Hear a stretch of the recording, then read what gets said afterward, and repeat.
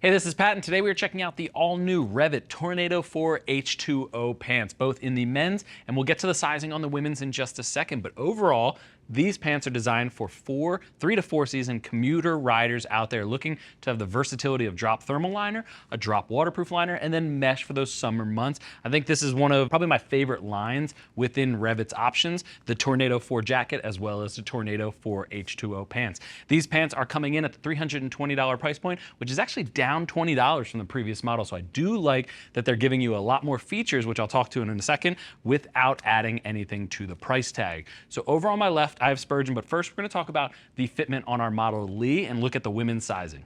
Now Lee is 5'5", 130 pounds with a 38-inch hips and 29-inch belly button as well. We had her try on the size 36, which fit her spot on. It's actually a full size down from what the size chart recommended, but it fits nice and relaxed with all the layers inside. And when she removes those layers and tightens it down, it still has a nice relaxed fitment that's going to be great for all-day comfort. And it also comes in 2 colorways.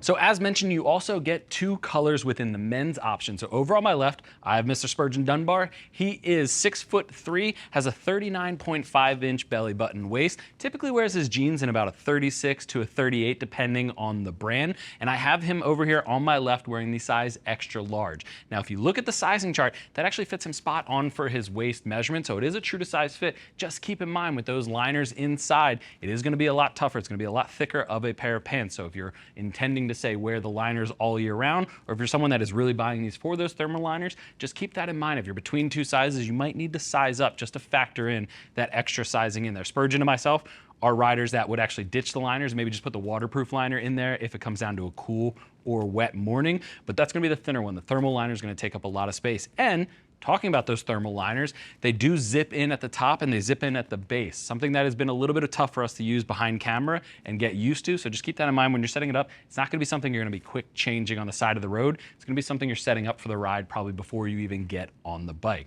Sizing ranges for the men's in the extra small up to 4 extra large with short and tall sizes. And that's going to be one of my first nitpicks. The women's sizing does not get shorts and talls. So REV'IT, if you're listening, would love to see some additional options in the lengths for the female riders out there. The knee armor is adjustable. We'll talk about that in a couple seconds. So you can fine tune it, but I would love to see some extra sizing when it came to the inseam on the women's. 2 colorways, again, as I talked about with both sizes, and it's at $320 price point.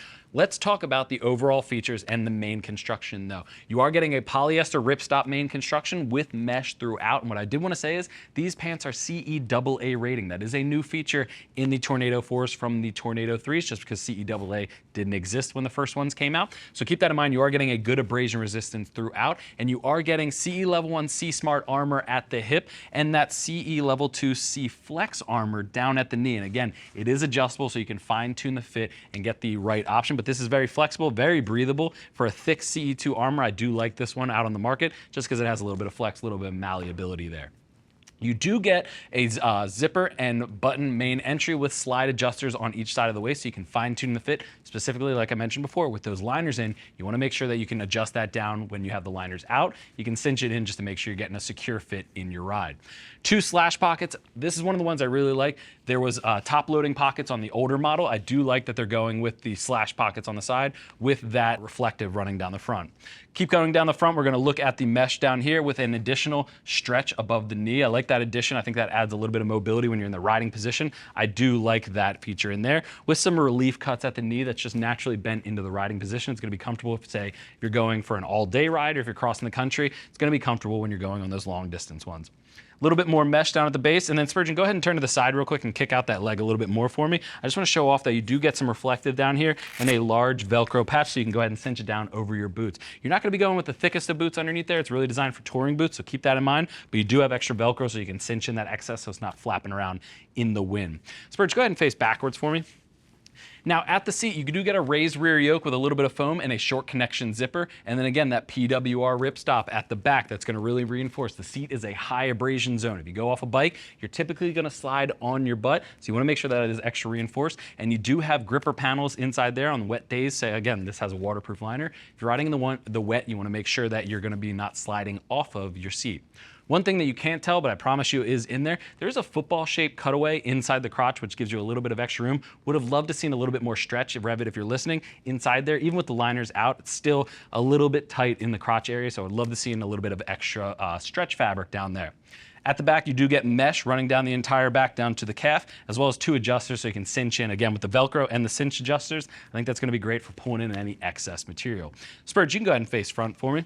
So there you have the Tornado 4 H2O pants, replacing the 3s from the spring of 2020. I think there's been a lot of great features added into it. I dig the overall style update they've gone with. Love that you're getting the CE AA abrasion now, and I love the adjustable armor in the knee with the CE level 2 and the CE level 1 up at the hip. It's nice and comfortable. It's not going to be cumbersome with those added liners. Just get you 3 to 4 season riding, whether you're commuting or touring across country. If you have any additional questions though, go ahead and click that info button. That's going to take you over to the product page where you can read other rider reviews and see what other riders are saying about the new Tornado 4s. If you still have questions though, our customer service team is available. They're all riders, happy to help you get set up for your next ride. I want to thank you for joining Spurgeon, Lee, and I and checking out the all new Tornado 4 H2O pant line. I'm Pat, and I'll see you in the next video.